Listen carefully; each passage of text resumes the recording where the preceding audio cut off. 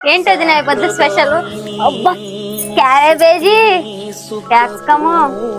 ఏం లేదు వదిన, అత్తమ్మకి రేపు 30 డబ్బులు పడుతుంది అందుకోసం. మంచి తెలుగు మంత్రాలువేనా నువ్వు?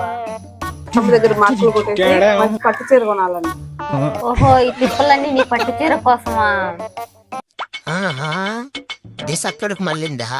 నేను మా అమ్మ దగ్గర మంచి మార్కులు కొట్టేసి మంచి పట్టు చీర మా అమ్మ దగ్గర కొట్టేస్తా. ఓపిలా ఏంటత్తమ్మా? పెద్దోడు టౌన్ పోతున్నాడు, సరుకులు పట్టి రాయిపిలా. పట్టి రాస్తా, పట్టు చీర కొట్టేస్తా.